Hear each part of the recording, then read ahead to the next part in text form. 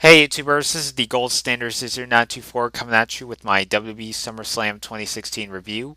So the pay-per-view just went off the air last night, and overall I gotta say I really enjoyed this show for the most part. Now I can understand going into this pay-per-view that some fans were kind of let down with how the pay-per-view turned out. I mean, if you look at the card for SummerSlam this year, on paper it looked like it could be a candidate for being the best pay-per-view of the year. So how do I put this at that? So SummerSlam, this is basically the first WWE pay-per-view event since they reinstated the brand extension, and this is also the second event this year where this pay-per-view, like WrestleMania, went longer than 4 hours, I believe. Yeah, 4 hours. The pre-show actually got 2 hours worth of time, followed by the actual event at 7 p.m. WWE in recent years have really treated SummerSlam as big of a pay per view as WrestleMania has been. Um, Now, even though SummerSlam was always one of the big four pay per views that WWE has produced over the past 20 plus years or so. Now, normally I wouldn't talk about the pre show, but this will be kind of a rare case where I actually go into detail about some of the pre show matches and whatnot. So, you had the Usos, the Hype Brothers, and American Alpha taking on the Ascension, along with the Vaudevillains and Tyler Breeze and Fandango. So this match was surprisingly got a lot of time, and I thought going into this that this would be a complete clusterfuck, but I actually really enjoyed this match. This was a traditional TV style match, but got the crowd going for a while. Everyone got to do their spots. There was a Tower of Doom. There was like a Tower of Doom spot from the top rope, and then we got to see like the Ascension try to go for like a suplex off the apron to one of the members of American Alpha, but then we had the combination of the Usos super kick with the big dive over the ropes to ringside, crash landing everyone else that was competing in the match. So basically, the Usos, along with the Hype Brothers and American Alpha, ended up winning the match.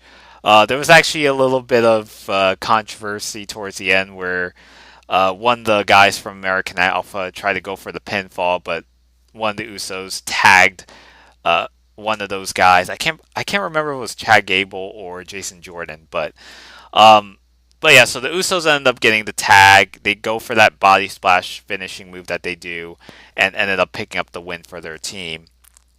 So this match was actually, like I said, was just a very enjoyable match. A pretty solid way to open up the kickoff show.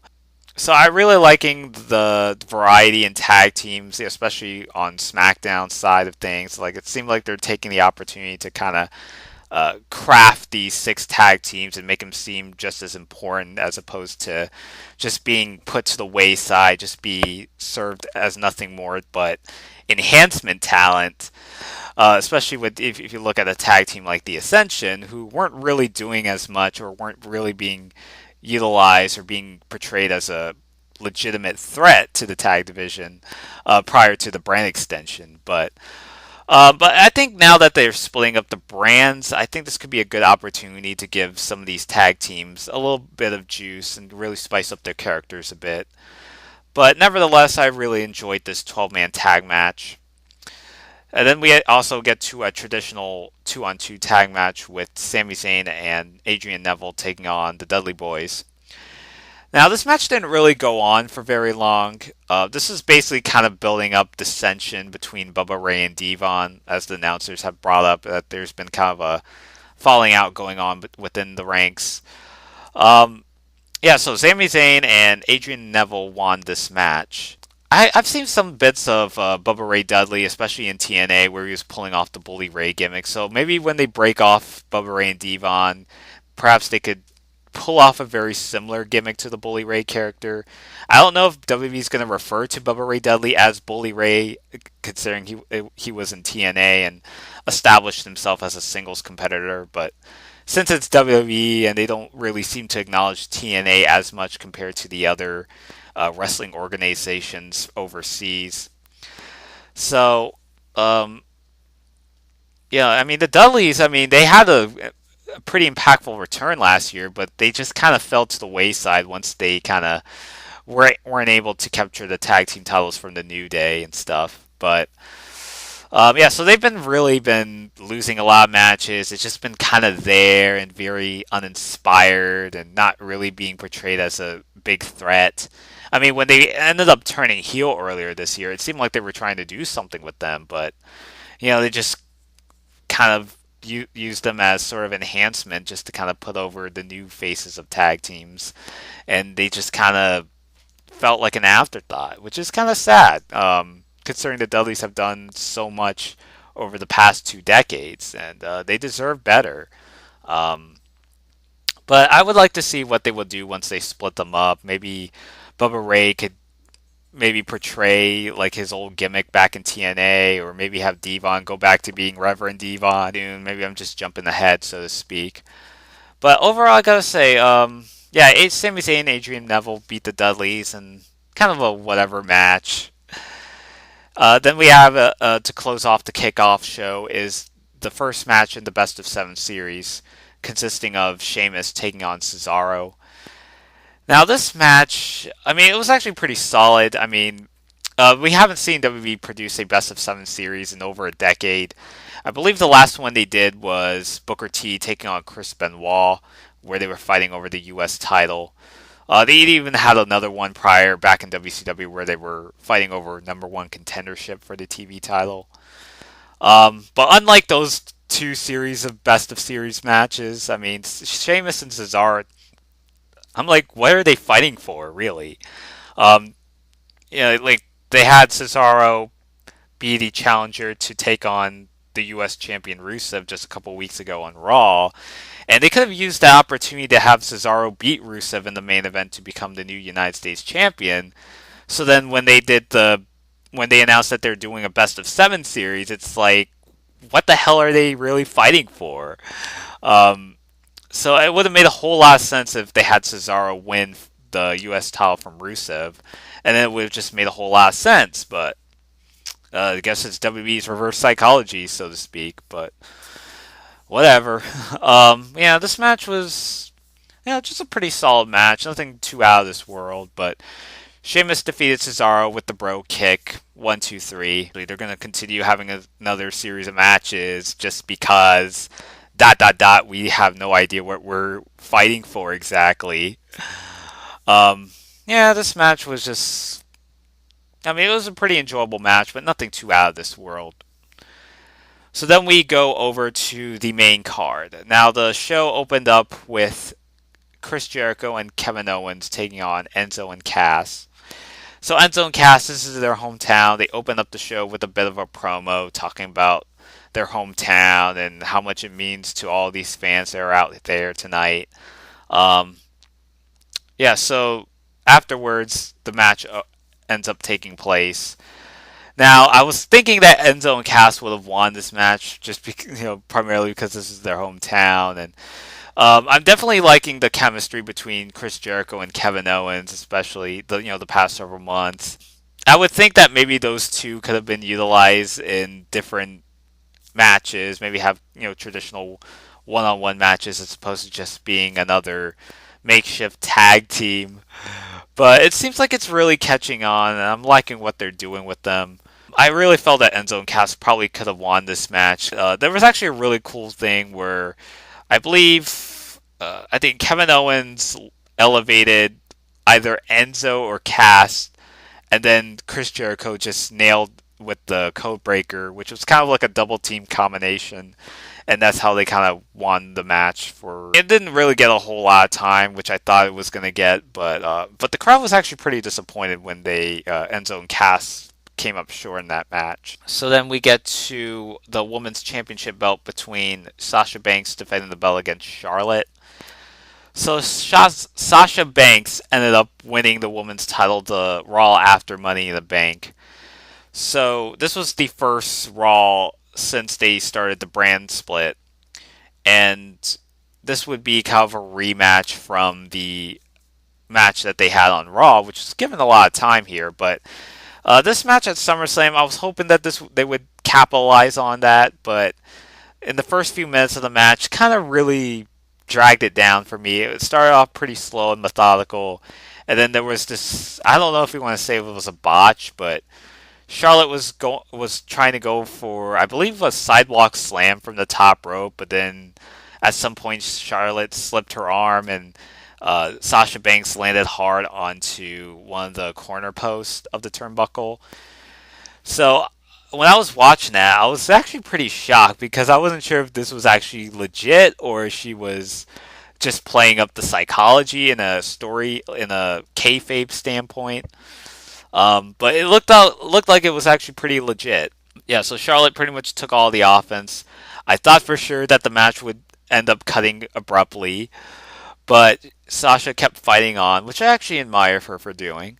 So Charlotte did all she could, trying to work on the back of Sasha Banks, doing a gory special, which was kind of ironic considering I believe Eddie and Chavo actually used to do the gory special, and Sasha Banks looks up to Eddie Guerrero when you watch some of her interviews and talk about how Eddie Guerrero inspired her to be a wrestler. So the match continued on for a while. Sasha Banks tried to go for a bank statement, and then Charlotte reversed it into a roll up to get the 3 count. So therefore, Charlotte has regained the Women's Championship once again. So this match, it was pretty good towards the end, but it just kind of felt a little bit disappointed compared to their previous set of matches. And I don't know what's left for Sasha Banks. I know Charlotte's the women's champ again, so where do they go from here? Um, Sasha Banks, hopefully she gets better. Um, yeah, so like this match was actually pretty good, but I was like kind of expecting a lot more than just good. Then we have the match for the Intercontinental title with The Miz defending the belt against Apollo Crews. Match didn't really give a whole lot of time. I think the crowd was pretty much dead by the time we get to this match. But yeah, so The Miz ends up going over Apollo Crews in not a very long match. I mean, there was like a segment on SmackDown where they kind of built it up where Miz was unintentionally botching Apollo Crews' name and referring him to as Apollo Creed, which is the character in the Rocky movies. So, match didn't last long. Miz wins with the skull crushing finale. This would have been a good opportunity to have Apollo Crews win a championship belt. I mean, considering WWE's been really high on this guy, and Apollo Crews has just been winning matches here and there. And this would have been a good opportunity, especially on the big stage, to have Apollo Crews, do the impossible and beat The Miz to become the new IC champ. But unfortunately, that didn't happen. So then we get to one of the biggest matches on the card that night, and this match consisted of John Cena taking on AJ Styles. This match I really enjoyed. There wasn't really any other matches on the card other than this that really topped it, in my opinion. There's just a lot of high stakes and drama, suspense. Just a lot of that went on in this match. John Cena has been kind of playing up this theme that there should be a new up-and-coming wrestler that's willing to take a stand against Cena, that's willing to pass the torch, so to speak. So this was a rematch from their Money in the Bank encounter. AJ Styles defeated John Cena in their first encounter with the help of Luke Gallows and Carl Anderson, who were from the Bullet Club. But unlike last time, this is because this was the brand extension taking effect. So John Cena and AJ Styles are representing SmackDown, while Gallows and Anderson are now exclusive to Monday Night Raw. So therefore, they weren't able to interfere in the match, despite the confrontation that AJ Styles had with Gallows, Anderson, and as well as Finn Balor.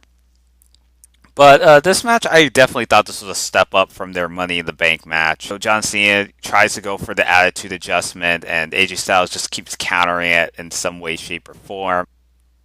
There was just a lot of that stuff going on where John Cena surprisingly actually got a lot of offense in this match. I mean, normally if you watch like a typical John Cena match, it's like his opponents are always getting the upper hand, and at some point John Cena makes his traditional Superman comeback. But here it just kind of felt like John Cena just was pretty much getting the upper hand, the first couple minutes of the match. AJ Styles ends up coming back, nails the Styles Clash, but Cena kicks out. John Cena nails the attitude adjustment on a few occasions, and it looks like as if John Cena could potentially win this match. And even when Cena keeps countering moves and goes for the STF multiple times, but every time AJ Styles just finds a way to escape the hold. There was a cool counter where AJ Styles went for the calf crusher, which is the submission move that he does. And there was no way in hell John Cena was going to tap out, hence the motto that he goes by, never give up. So the match continues on. There's just a lot of high stakes, near falls and whatnot. AJ Styles nailing the final blow on John Cena with the Styles Clash, and as well as to finish off the phenomenal forearm smash that he does from the apron.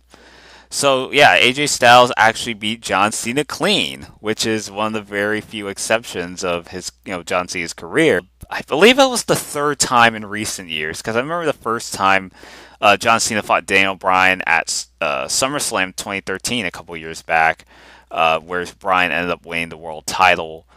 And I think 2 years later, when Alberto Del Rio beat him for the U.S. title at Hell in a Cell, AJ Styles manages to up one over John Cena, unlike last time where he had to rely on help, but this time AJ Styles could prove that he could fight his own battles. Yeah, this is, like I said, just a very fun match, and it seems like, because John Cena's taking time off to film his own reality show, so if you watch the aftermath of the match, John Cena removes his armband, so it kind of really signifies that you probably might not see John Cena for quite a while. Especially towards the end of the match, where every time AJ Styles is kicking out of his attitude adjustment from the top rope, it's that instant, that facial expression that John Cena had. It almost looks like that it was pretty clear that AJ Styles pretty much has the match won. Yeah, so this is just a very balls to the wall match. It definitely put me to the edge of my seat. There was just not really any other matches on the card that could potentially rival it. Maybe except Lesnar and Orton, but that match, I'll get more into that because I don't really have anything good to say about that match. So John Cena and AJ Styles really was off the chain for me, and I really respect John Cena as a performer. Definitely has come a long way despite the lukewarm reception that he's got for most of his wrestling career. I definitely really enjoyed this match. What more could I say? So then we get to the tag team title belt with the New Day defending the belts against Luke Gallows and Carl Anderson. So the New Day, by this point, have held that tag title belt for over a year now. And you also have Jon Stewart accompanying them at ringside. He did a couple of segments with obviously with the New Day earlier that night, along with the authority figures with Daniel Bryan and Shane McMahon from SmackDown, as well as Mick Foley and Stephanie McMahon representing Monday Night Raw. So Jon Stewart has been there since last year. We all know what happened with how that turned out, but so Jon Stewart actually makes an appearance once again, in this year's SummerSlam. But this time he's actually accompanying the New Day, and he even tries to amp up the crowd with, by introducing the New Day as they make their way to the ring. So Big E actually got injured at the hands of the Bullet Club on Raw. So they've been kind of hinting the fact that maybe the New Day may come crashing and burning, because now that they lost their powerhouse wrestler in Big E, it's kind of like, what could they do next? Could they retain the tag titles, or will Luke Gallows and Carl Anderson manage to take the strap off the New Day with the tag belts? But unfortunately, all that didn't happen. The match didn't really last very long. They actually have Big E come out there, and even after the match ended in disqualification because of Jon Stewart's interference. So it was actually pretty disappointing. I would think that the Bullet Club, this would have been a great opportunity for them to win the tag belts here, but it's like every time it feels like there's another tag team that might take the belts off of them, it's like New Day is just somehow just overcomes the odds, and kind of like a tag team version of John Cena and Roman Reigns, I guess you could say. I mean, nothing against the New Day, really. I mean, they're really catching on with the crowd. They aren't getting lukewarm receptions. People aren't tired of them just yet, but it just kind of really gets to the point where it's like, how long will the New Day be on top for very long? So, I mean, I've been asking that in almost every pay-per-view review that I've done so far. And you would think that the Bullet Club could have been one of those tag teams that could potentially pose as a threat, but it's almost seemed like the New Day just somehow ups one over them. Yeah, so the match, like I said, ends in disqualification. It was just basically a way to get Jon Stewart over. I mean, he was the highlight of the match. So now I actually watched Monday Night Raw as it went off the air. It turns out that the Bullet Club might set up a feud with the Dudleys. I know I said that they might perhaps break up the Dudleys and have Bubba Ray and Devon venture out in the singles competition, but it doesn't seem like that's going to be the case. Just to kind of correct what I said earlier, because I shot that audio file just prior to Monday Night Raw. But nevertheless, I mean, this match was pretty forgettable, other than the aftermath of the match. But we'll see what will happen with the New Day and as well as the Bullet Club, because I don't think they're even going to follow up that feud. And then we get to the WWE title bout with Dean Ambrose defending the belt against Dolph Ziggler. This match I actually was pretty disappointed with. I mean, Dolph Ziggler won a six-pack challenge, if I'm not mistaken, on the first SmackDown of the brand extension.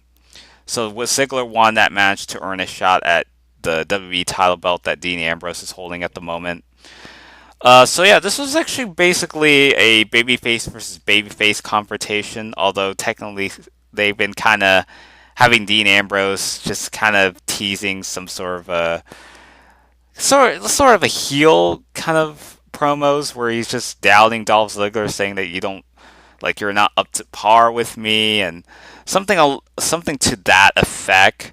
And Dolph Ziggler just being kind of swept under the rug for a number of years, and how Ziggler is just trying to he's trying to do all he can to get to the top once again, get to the promised land, so to speak.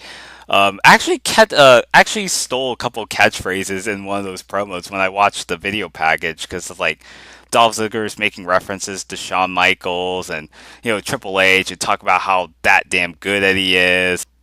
There might have been other catchphrases that he ended up. Oh yeah, the infamous catchphrase from Edge with "You think you know me, you think you know me," with especially with his entrance theme.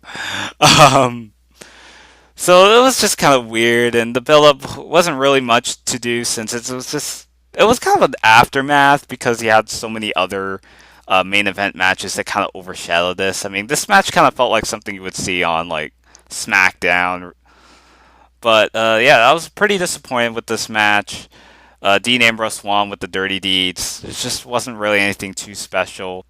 I mean, I thought going this match, because like Dean Ambrose had a podcast interview he had with Stone Cold, and basically Ambrose was just trashing WWE Creative and calling out Brock Lesnar and claiming he's lazy and all this sort of stuff. And I thought for sure that maybe because he got some backstage heat, as from the reports I'm reading, that maybe perhaps that Dolph Ziggler would take the strap out of Dean Ambrose as a result. But it turns out that wasn't the case.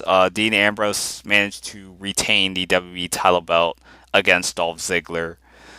So yeah, I just kind of felt pretty disappointed. I mean, this would be kind of a match that I would feel that if Dolph Ziggler had maintained the same momentum that he had a couple years back, like the time where he was the sole survivor of the 2014 Survivor Series match, then maybe, just maybe, I could buy into Dolph Ziggler as a legitimate threat.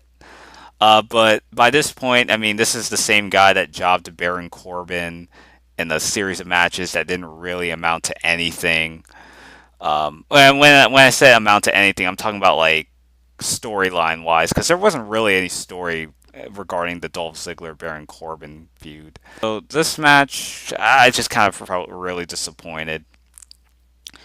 And then we have is the 6-woman tag match with Becky Lynch, Carmella, and Naomi taking on Natayla, Alexa Bliss, and what was supposed to be Eva Marie, but she kayfabe no-showed. But in reality, Eva Marie actually got suspended for abusing the wellness violation.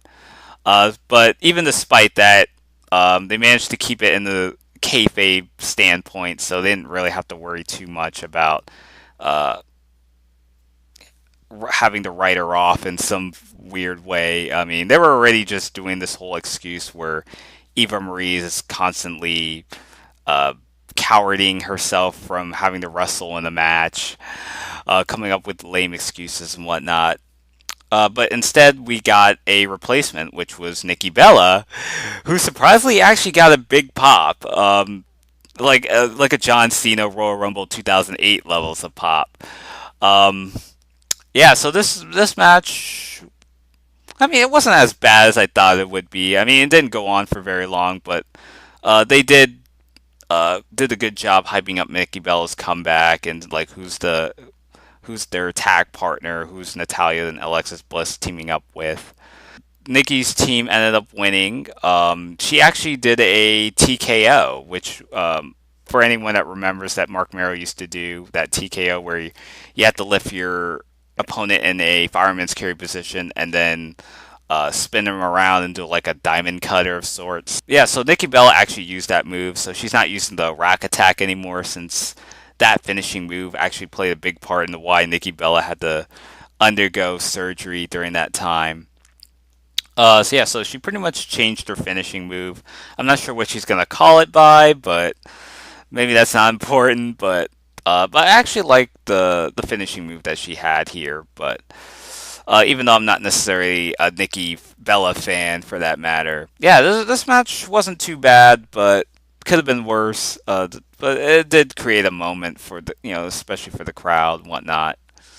So Natalya, Alexa Bliss, and Nikki Bella went over this match. And then we get to the Universal Championship bout with Seth Rollins taking on Finn Balor, or Balor, excuse me. Yeah, so just basically looking up at the belt design, it just felt so hideous. I mean, it just kind of feels like a copy and paste title belt design, very similar to the women's title belt and the WWE title belt that they had since 2013. So it kind of feels very copy and paste and just very unoriginal. It just has that big WWE logo on it. Just very uncreative, and even the crowd just kind of booed. So it had a pretty lukewarm reception, if you know what I mean. So this match I actually really enjoyed.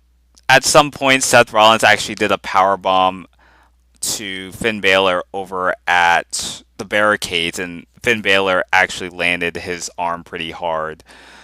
After watching Monday Night Raw and just the whole anticipation of having to crown a new top champion for Monday Night Raw, it's like all that just kind of means jack shit. But I mean, the match was not as bad as I thought. It was actually pretty good. I like that callback where Seth Rollins did the God's Last Gift finishing move that he did in the independent scene, which surprisingly I thought he wasn't gonna do, but it was actually like a nice callback. And even doing the Phoenix Splash was pretty cool. Um, and Finn Balor ended up fighting back despite having the injured arm. So I don't know what's with people getting injured lately. It's like we got to see Sasha Banks get injured in the middle of the match, and now Finn Balor. It's like, what's going on here? Is there some kind of conspiracy, or it's a coincidence? But yeah, I mean, the match pacing was going really good up until Finn Balor ended up injuring his arm. But I do commend for Finn that he was fighting back and continuing to press on the match. So Finn Balor ended up winning the match and becoming the new Universal Champion.